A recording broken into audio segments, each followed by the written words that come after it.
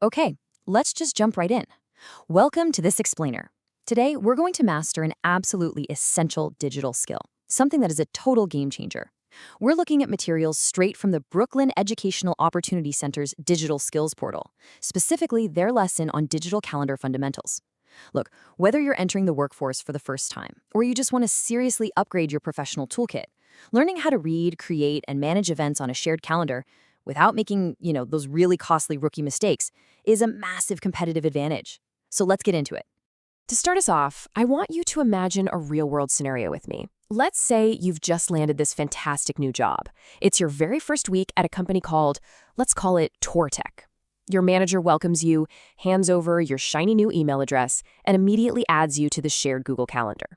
Now, in this fast-paced environment, what is the true heartbeat of the modern office? Like, what actually keeps everything moving? Think about it for a second. Boom! It's the shared calendar. And what's really fascinating here is how this completely reframes how we think about scheduling.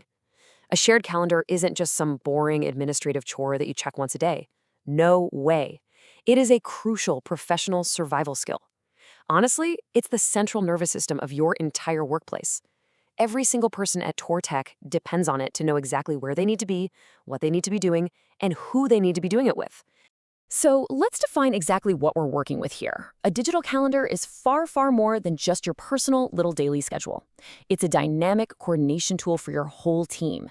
And when you realize that literally everyone depends on this tool to function, well, it instantly raises the stakes for using it correctly, right? Because if you don't know how to read it, or worse, if you accidentally delete or move something important, you aren't just messing up your own Tuesday, you're throwing off the entire team. Moving on to Section 1, Mastering Event Basics During Your First Week. Okay, so when you're creating events, you usually just click any open time slot on the grid, right? But clicking is just step one. Here are the absolute basics, the non-negotiable must-haves that you've got to include every single time you make an event. You need a clear title, the correct date, precise start and end times, and this is absolutely crucial, a location or a video link. I mean, imagine setting up a massive VIP meeting, but forgetting the video link. Everyone just shows up to a blank screen. Not a great look. These details are the literal foundation of professional coordination. Right, so once those basic details are locked in, you need a safety net. You should always, always add email or pop-up reminders. Setting up a quick 10-minute pop-up or maybe a 24-hour email nudge, that ensures that neither you nor anyone else is ever going to miss the meeting. It's literally a single click, and it saves you massive amounts of professional embarrassment. So here's a super common scenario straight from the lesson material. Your manager asks you to schedule a weekly team stand-up, and it needs to repeat every single Monday morning. What do you think is the absolute best, most efficient way to get this onto the calendar? Are we talking manual entries every single week, tracking it in a spreadsheet? Definitely not. The answer is set a recurring event with a weekly recurrence rule. The whole point here is efficiency. For meetings that repeat, like your weekly stand-ups or maybe monthly performance reviews, you just set that recurrence rule once. You literally just tell the calendar, hey, repeat this every Monday, and it populates into infinity. It saves you so much time, and it completely eliminates the risk of just forgetting to schedule it next month. Next up is what I honestly like to call a professional superpower, viewing multiple calendars all at once. You can actually overlay your personal calendar, your team calendar, and the broader company calendar right on top of each other. This is brilliant because it lets you spot scheduling conflicts at a single glance. Like if the giant company all-hands meeting overlaps with your small team's brainstorming session, overlaying the calendars lets you catch that collision way before it becomes a real crisis. Which brings us to Section 2, the power of color and visualizing your week. This is where things get really engaging and, frankly, colorful. By assigning specific colors to different categories, you instantly organize the visual chaos of a busy week. Think about it. You might use green for client calls, because green means money, revenue is happening. Blue could be for your internal team meetings. And red? Red could stand for those urgent, do-not-miss project deadlines. That way, when you open your calendar on a bleary-eyed Tuesday morning, you don't even have to read the text to know exactly what kind of day it is. The colors instantly tell you where your energy needs to go. All right, Section 3, Rules of Responsible Sharing and Navigating Permissions. Now, let's get a bit serious for a second. When you're navigating calendar permissions, you generally have two levels. View-only access is your safety net. Teammates can see your schedule, but they can't touch it. Compare that to Edit Access, which is a tremendous display of trust. If you have edit access to your manager's calendar, you hold a lot of power. And let me tell you, having that edit access yourself can actually be incredibly dangerous if you aren't careful.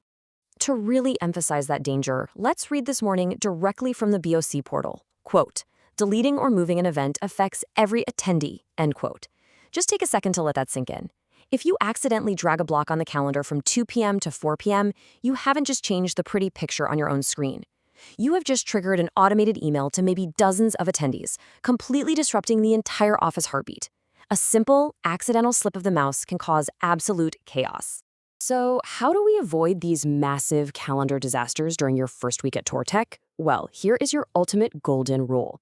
Always confirm with your manager before changing an event that you did not create. Period. When in doubt, just ask. It is so much better to send a quick ping asking for permission than to be scrambling to apologize because you accidentally deleted the CEO's massive client pitch. And that leads us to Section 4, the 5-event challenge, your first mission. Let's put all of this into action. Your mission, should you choose to accept it, is to create exactly 5 events on a real or mock calendar for the next work week. Here is exactly what you need to build out. Step 1, set up a reoccurring team meeting. Step 2, schedule a client call. Step 3, mark down a hard project deadline.